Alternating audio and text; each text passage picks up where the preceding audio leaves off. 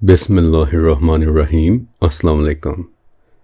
میرا نام فرقان قریشی ہے اور آج میں آپ کے لیے ایک بہت ہی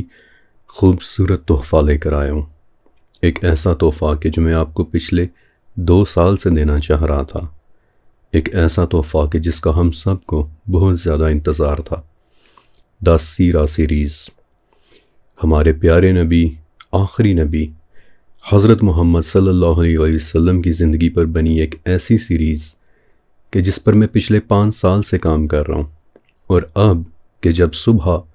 رمضان المبارک کی پہلی سحری ہے، میرا بہت دل تھا کہ اس مبارک موقع پر آپ سب کو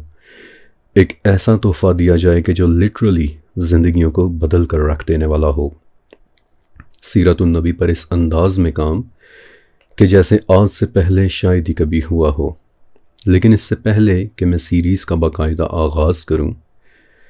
کچھ باتیں ایسی ہیں کہ جو بہت ضروری ہیں کہ وہ پہلے میں آپ کے ساتھ شیئر کر لوں، اور آج کی یہ چھوٹی سی پائلٹ ویڈیو کچھ انہی باتوں کے متعلق ایک تعارفی ویڈیو ہے، جبکہ سیریز کا باقاعدہ آغاز انشاءاللہ پھر اگلی قسط سے ہوگا کہ جو انشاءاللہ چند دن کے بعد ریلیز ہو جائے گی۔ دیکھیں، سیرہ یہ ایک بہت اسپیشل ٹاپک ہے، اور اس پر کام بھی میں بہت ہی اسپیشل انداز میں کرنا چاہتا تھا، بالکل مختلف انداز میں، منفرد انداز میں، اس طرح کہ سیرہ کے متعلق تو آپ کو بتاؤں، لیکن اس زمانے کے قدیم ڈاکیومنٹس کے ذریعے اس دور کی ایک جھلک بھی دکھاؤں۔ مثلاً یہ کہ نبی علیہ السلام کے دور میں آپ کا عرب اور ہمارا پاکستان اور انڈیا کیسا ہوا کرتا تھا۔ جب یہاں کے تاجر اور مسافر عرب جاتے اور صحابہ کرام سے ملتے تو اس ملاقات کو اور ان لوگوں کو وہ لوگ کس طرح ڈسکرائب کرتے تھے۔ جب یہاں کے مسافر نبی علیہ السلام سے ملتے تھے تو واپس آ کر وہ لوگ کیا بتاتے تھے۔ اب سیرہ ایک بہت بڑا ٹاپک ہے، اس میں نبی علیہ السلام کی زندگی کا ہر پہلو کور ہونا چاہیے۔ آپ علیہ السلام کا بچپن کیسا گزرا، آپ علیہ السلام کی جوانی کیسی تھی، نبوت سے پہلے آپ علیہ السلام اپنے دن اور رات کیسے گزارتے تھے، یا پھر نبوت کے بعد آپ علیہ السلام کو کن کن چیلنجز کا سامنا کرنا پڑا تھا، گھریلو زندگی میں آپ کیسے تھے، یا پھر آپ علیہ السلام کے دوستوں اور رشتہ داروں نے آپ کے متعلق کتنے حیرت انگیز واقعات سنائے ہیں۔ نبی علیہ السلام کی زندگی کے 63 سالوں پر پھیلے ان واقعات کو مستند طریقے سے صرف ایک جگہ اکٹھا کر لینا یہ اتنا آسان نہیں تھا، یا ایٹ لیسٹ مجھ جیسے ایک شخص کے لیے کہ جو تمام کا تمام کام اکیلے کر رہا ہے۔ آپ یہاں سے اندازہ لگائیں کہ امام ابو عیسیٰ رحمۃ اللہ علیہ، کہ جنہیں آپ امام ترمذی کے نام سے بھی جانتے ہیں، انہوں نے کئی سال لگا دیے، لیکن پھر بھی آپ نبی علیہ السلام کے صرف حلیہ مبارک اور چند مزید معلومات کو ہی کور کر پائے تھے، کہ جس پر پھر آپ نے ایک کتاب لکھی تھی، شمائل ترمذی۔ اسی طرح سیرہ کی کوئی ایک کتاب ایسی نہیں ہے کہ جس میں آپ کو تمام کی تمام سیرہ مل جائے۔ کوئی کتاب آپ علیہ السلام کے اخلاق پر زیادہ توجہ دیتی ہے، کوئی کتاب آپ علیہ السلام کو پیش آنے والی مشکلات کی زیادہ بات کرتی ہے، کوئی کتاب مغازی اور فتوحات کی داستان بیان کرتی ہے، جبکہ کوئی کتاب آپ علیہ السلام کی نبوت کے دلائل اور آپ کے معجزات پر زیادہ فوکسڈ ہوتی ہے۔ اس لیے بعض اوقات کوئی انفارمیشن ایک کتاب میں تو مل جاتی ہے جبکہ دوسری کتاب میں نہیں، اور بعض اوقات دوسری کتاب میں مل جاتی ہے جبکہ پہلی کتاب میں نہیں۔ اس لیے یہ کہنا کہ سیرہ پر ایک ایسی ڈاکیومنٹری بنائی جائے کہ جو برابری کے ساتھ نبی علیہ السلام کی زندگی کے ان تمام ڈیمینشنز کو کور کر لے، کہنے کی حد تک تو یہ ایک بڑی خوبصورت بات ہے، لیکن پریکٹیکلی اس کے لیے شاید پوری ایک زندگی بھی کافی نہ ہو۔ پھر سیرہ سیریز میں کچھ چیلنجز ایسے بھی سامنے آئے کہ جن کا مجھے اندازہ نہیں تھا کہ وہ بھی پیش آ سکتے ہیں۔ مثلاً سیریز کے ہر پیراگراف کے لیے الفاظ کا چناؤ مجھے بہت سوچ سمجھ کر کرنا تھا۔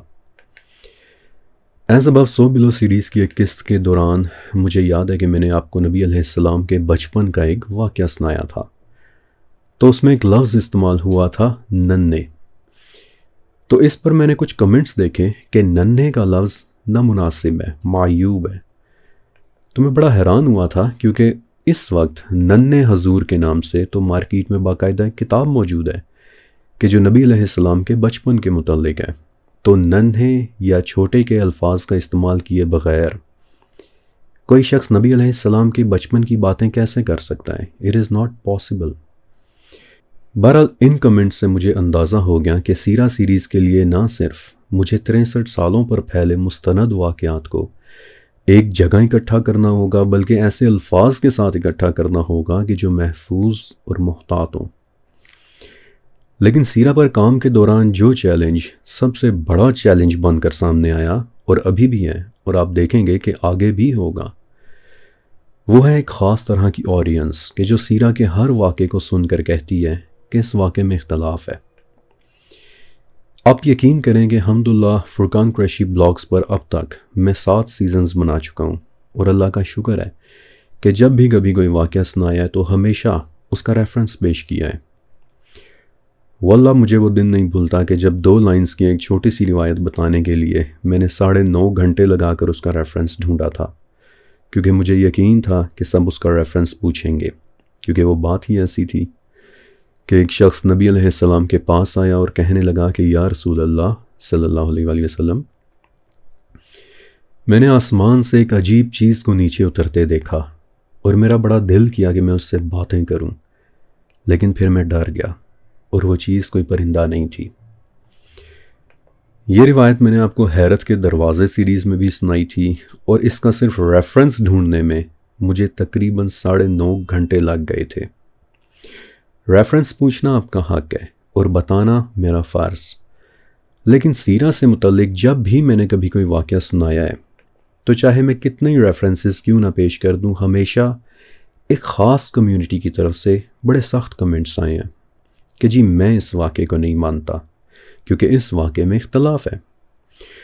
اب مسئلہ یہ ہے کہ ایسے کمنٹس پڑھ کر پھر باقی فیملی ممبرز بھی پریشان ہوتے ہیں کہ پتہ نہیں شاید اختلاف کا مطلب کہیں یہ تو نہیں کہ یہ واقعی غلط ہوگا۔ مثلاً وہ ہیرا راہب والا واقعہ کہ جس نے نبی علیہ السلام کو بچپن میں دیکھ کر کہا تھا کہ یہ بچہ آگے چل کر ایک نبی بنے گا، اسے یہودیوں سے بچا کر رکھنا۔ انشاءاللہ سیریز کے دوران وہ واقعہ میں آپ کو پوری تفصیل کے ساتھ سناؤں گا بھی، لیکن ایک مرتبہ پہلے کسی موقع پر جب میں نے یہ واقعہ مختصراً سنایا تھا تو اس ٹائم بھی کچھ کمنٹس آئے تھے کہ یہ کیسے ہو سکتا ہے کہ ایک راہب نے نبی کی نبوت کا بتایا ہو، لہٰذا میں اس واقعے کو نہیں مانتا۔ حالانکہ یہ واقعہ سیرہ کی ہر کتاب میں موجود ہے، بس یہ لوگ واقعے کو مس انڈرسٹینڈ کر جاتے ہیں۔ پھر اسی طرح لبید ابن عاصم والا واقعہ کہ جو جادو والے واقعے میں انوالوڈ تھا، اس پر بھی اس کمیونٹی نے رد عمل دیا کہ میں اس واقعے کو نہیں مانتا، حالانکہ یہ واقعہ 20 سے زیادہ حدیثوں میں موجود ہے۔ پھر ورقہ ابن نوفل والا واقعہ، اس کے اگینسٹ بھی اعتراض، بلکہ مجھے یاد ہے کہ ورقہ ابن نوفل والا واقعہ تو شاید ہمیں 4th کلاس میں ہی پڑھنے کو مل گیا تھا کہ کیسے جب پہلی وحی کا نزول ہوا تو حضرت خدیجہ رضی اللہ تعالیٰ عنہا آپ علیہ السلام کو اپنے کزن ورقہ ابن نوفل کے پاس لے کر گئی تھی کہ جو انجیل کے ایک بہت بڑے عالم تھے۔ یہ واقعہ ہم سب نے بچپن میں سن رکھا ہے اور یہ سیرہ کی تقریباً ہر کتاب میں موجود ہے، لیکن اس کے اگینسٹ بھی اعتراض کہ میں نہیں مانتا کہ ایک عیسائی نے نبی علیہ السلام کی نبوت کو کنفرم کیا ہو، یہ واقعہ جھوٹا ہے، من گھڑت ہے۔ بلکہ پہلی وحی کے اگینسٹ بھی اعتراض ہوتا ہے۔ آپ شاید میرا یقین نہ کریں، لیکن آج اس وقت پہلی وحی پر بھی اختلاف ہے کہ وہ کون سی تھی۔ ایک کمیونٹی کہتی ہے کہ اقرأ باسم ربک الذی خلق، یہ پہلی وحی تھی، اور دوسری کمیونٹی اس پر بھی اختلاف رکھتے ہوئے کہتی ہے کہ نہیں، یہ نہیں تھی۔ وہ کہتے ہیں کہ جبرائیل علیہ السلام کے غار حرا میں آنے والا واقعہ سرے سے ہوا ہی نہیں تھا۔ اس طرح آخری وحی پر بھی اختلاف ہے۔ ایک کمیونٹی کہتی ہے کہ الیوم اکملت لکم دینکم والی آیت آخری وحی تھی، جبکہ دوسری کمیونٹی کہتی ہے کہ نہیں، مجھے اس سے اختلاف ہے۔ یوسی امت اس ٹائم اختلافات میں بٹی پڑی ہے،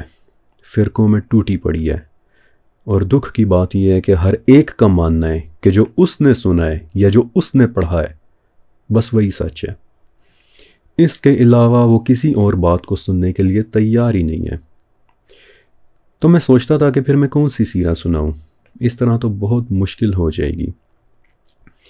تو کچھ فیملی ممبرز نے مشورہ دیا کہ فرقان آپ سیرہ پر کام کریں، لیکن اسے ممبرز اونلی سیریز بنا دیں یا پھر کمنٹس کو مکمل طور پر آف کر دیں۔ اب ممبرز اونلی سیریز، ایک بات یاد رکھیے گا کہ کسی بھی کریٹر کے لیے بہت فائدہ مند ہوتی ہے، کیونکہ اسے دیکھنے والا ہر شخص پیسے ادا کرتا ہے، اور ان ممبرشپس کے ذریعے کریٹرز اس وقت بہت پیسے کما رہے ہیں۔ یہ بات سچ ہے، اور دیکھنے والوں نے بھی چونکہ پیسے دیے ہوتے ہیں، اس لیے ایک سائیکلوجیکل ایفیکٹ ہوتا ہے کہ جب انسان کو کوئی چیز قیمت ادا کرنے کے بعد ملے تو پھر وہ اسے ذرا سنجیدگی اور کیئر کے ساتھ ٹریٹ کرتا ہے، جبکہ جو چیز مفت میں مل رہی ہو تو آبویسلی اس کی اتنی ویلیو نہیں ہوتی۔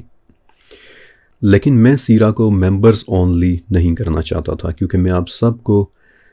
اپنی یوٹیوب فیملی کہتا ہوں۔ یہ سچ ہے کہ ان پروجیکٹس کو سپورٹ کرنے کے لیے میں نے سپورٹ کا ایک آپشن دیا ہوا ہے، لیکن وہ آپشن بھی کمپلسری نہیں رکھا ہوا۔ اگر کوئی سپورٹ کرتا ہے تو تہہ دل سے اس کا شکریہ، اور نہیں بھی کرتے تو کوئی بات نہیں۔ یہ سپورٹ صرف آپ کی محبت پر ڈیپینڈ کرتی ہے، اور محبت اور عبادت، ایک بات میں ہمیشہ کہتا ہوں کہ محبت اور عبادت یہ ہمیشہ دل سے کی جاتی ہے، زبردستی نہیں۔ اگر آپ میرے کام سے محبت کریں گے، اسے سپورٹ کریں گے، تو یہ میرے کہنے پر نہیں کریں گے بلکہ اپنے دل اور اپنی خوشی سے کریں گے۔ اس لیے میں نے سپورٹ کا ایک آپشن ضرور رکھا ہوا ہے، لیکن صرف تب کہ جب آپ اسے اپنی خوشی سے کرنا چاہیں، اور رکھا ہوا بھی اس لیے ہے کیونکہ آبویسلی یہ پروجیکٹس مفت میں تو نہیں بن رہے ہوتے۔ میری ویڈیوز کا آرٹ ورک صرف ایک ایگزامپل ہے۔ جو تصویر آپ کی اسکرین پر صرف 5 سیکنڈ تک چلتی ہے، اسے بنانے میں اکثر مجھے 8-9 منٹس لگ جاتے ہیں، اور اس کے لیے میں مختلف آرٹیفیشل انٹیلیجنس سرور سے ان پر کام کرنے کا وقت خریدتا ہوں۔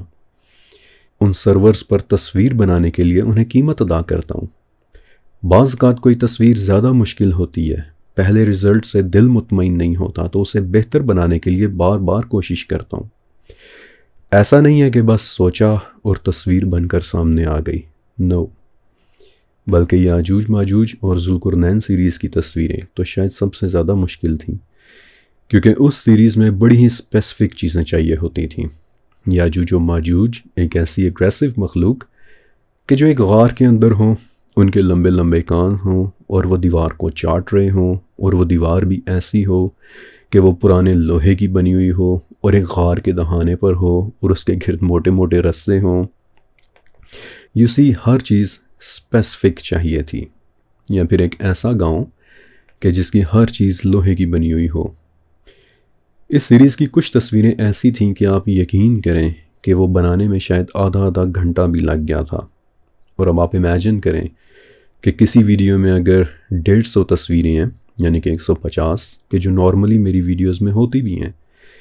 جو 40 منٹس کی ویڈیو آپ دیکھتے ہیں اس میں تقریباً 120 سے لے کر 150 کے درمیان تصویریں ہوتی ہیں، تو انہیں بنانے میں 3 سے 4 دن لگ جاتے ہیں، اور میں ان تمام دنوں کے دوران تصاویر بنانے والے آرٹیفیشل انٹیلیجنس سرورز کو ان کی قیمت ادا کرتا ہوں۔ پھر کتابیں، جن کتابوں کے میں آپ کو نام بتاتا ہوں، وہ کتابیں انٹرنیٹ پر نہیں بلکہ بہت ساری لائبریریز کو چھاننے کے بعد ملتی ہیں۔ پھر وہ کتابیں بھی بہت مہنگی ہوتی ہیں، صرف تاریخ دمشق کا سیٹ ہی 1 لاکھ روپے کا ہے۔ تو اس طرح کے اخراجات ہیں کہ جن کی تکمیل کے لیے میں نے ایک سپورٹ کا آپشن دیا ہوا ہے، لیکن وہ بھی میں یہی کہتا ہوں کہ کرنا چاہیں تو ٹھیک، ورنہ کوئی بات نہیں، I still love you all۔ لیکن سیرت النبی تو ایک ایسا پروجیکٹ ہے کہ جسے ممبرز اونلی نہیں بلکہ لازمی طور پر ہر خاص و عام تک پہنچنا چاہیے۔ اور پھر یہیں سے سامنے آتا ہے ایک اور چیلنج۔ دیکھیں، جب ہم ہر خاص و عام کی بات کرتے ہیں تو پھر ان میں ہر طرح کے دیکھنے اور سننے والے موجود ہوتے ہیں، بہت زیادہ علم والے بھی اور سطحی علم والے بھی۔ مجھے یاد ہے کہ ایک مرتبہ میں نے آپ کو وہ روایت سنائی تھی کہ سورہ اخلاص کو ایک سرٹن ٹائم پر پڑھنے سے اللہ تعالیٰ آپ کو اس قدر مال و دولت عطا فرماتا ہے کہ آپ کے پڑوسیوں تک کو اس مال کی موجودگی کا احساس ہونے لگ جاتا ہے۔ اب اس روایت پر کسی نے پوچھا کہ جی ایلون مسک تو سورہ اخلاص نہیں پڑھتا، تو اس کے پاس اتنا مال و دولت کیسے آ گیا؟ اینڈ آئی ونڈرڈ کہ اس بات کا اب میں کیا جواب دوں۔ خاص و عام میں پھر ہر طرح کے ویورز ہوتے ہیں، تو سیرہ جیسے سینسٹیو اور گہرے ٹاپک کو سننے اور سمجھنے کے لیے کچھ بنیادی آداب بہت ضروری ہیں۔ یاد رکھیے گا کہ علم دودھ کی طرح ہوتا ہے۔ دودھ کو اگر آپ کسی ایسے برتن میں ڈالیں گے کہ جو پاک نہیں ہے یا گندا ہے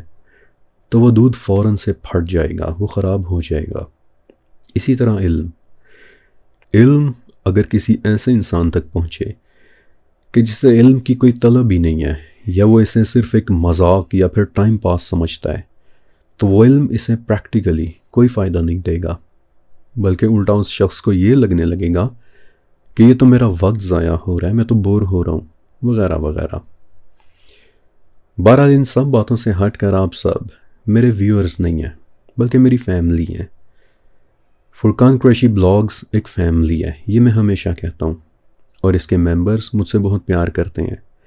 علم سے محبت رکھتے ہیں، اور جواب میں بھی ان سے بہت پیار کرتا ہوں۔ اور اسی لیے پھر میں نے ڈیسائیڈ کیا کہ اس رمضان المبارک میں اللہ کا نام لے کر ہم سیرہ جیسے ایک خوبصورت سیزن کا آغاز کرتے ہیں، اور اب انشاءاللہ اگلی قسط کے ساتھ سیریز کا باقاعدہ آغاز ہوگا، اور اسے تیار کرنے کے لیے میں نے 17 موسٹ آتھینٹک اور سیرہ کی موسٹ مستند کتابوں کا مطالعہ کیا ہے، دن رات لگا کر ان سے نوٹس بنائے ہیں، پھر اس زمانے کی قدیم کتابوں کو ڈھونڈا ہے کہ جو آپ علیہ السلام کے دور یا پھر اس کے فوراً بعد لکھی گئی تھیں۔ نبی علیہ السلام کی زندگی سے جو بھی واقعات میں آپ کو سناؤں گا وہ تمام واقعات ان کتابوں میں لکھے ہوئے ہیں، موجود ہیں۔ انشاءاللہ ہمیشہ کی طرح آپ کو ان کا ریفرنس بھی ملے گا کہ کون سی بات کس کتاب میں لکھی ہوئی ہے، کیونکہ میرا کام ہے پہنچانا، منوانا نہیں۔ لیکن سب سے دلچسپ بات کہ جو میری سیریز کو سب سے منفرد بنائے گی وہ یہ کہ انشاءاللہ میں ایک بہت سادہ اور آسان سی سمجھ آنے والی زبان استعمال کروں گا کہ جس کی وجہ سے آپ خود کو بالکل اسی زمانے کے اندر محسوس کریں گے۔ آپ ان واقعات کو اپنی خود کی زندگی کے ساتھ ریلیٹ کر پائیں گے۔ آپ کو لگنے لگے گا کہ واقعی یہ تو ایسے ہے کہ جیسے سب کچھ میری آنکھوں کے سامنے ہو رہا ہو۔ اور سونے پر سہاگا کہ انشاءاللہ سیرہ سنانے کے ساتھ ساتھ جہاں بھی مناسب ہوا وہاں میں ان واقعات کا آرٹ ورک بنا کر بھی آپ کے ساتھ شیئر کروں گا کہ جس سے آپ کو اس دور کو سمجھنے میں بہت آسانی ہوگی۔ اور اس طرح سے یوٹیوب پر پہلے شاید ہی کبھی سیرہ بیان ہوئی ہو۔ تو چلیں آئیں پھر شروع کرتے ہیں ہم دا سیرت النبی سیریز، کہ جسے دیکھنے کے لیے میں اور آپ ہم دونوں کئی مہینوں سے انتظار کر رہے تھے، انشاءاللہ چند دن تک ریلیز ہونے والی پہلی قسط سے۔ اور اب آپ ایک کام ضرور کیجئے گا کہ ایک مرتبہ نیچے لکھے میرے پنڈ کمنٹ، میرے ٹاپ کمنٹ کو ایک بار ضرور پڑھ لیجئے گا، کیونکہ اس کمنٹ میں آپ سب کے لیے میری طرف سے ایک بہت ضروری پیغام ہے۔ شکریہ اور اللہ حافظ۔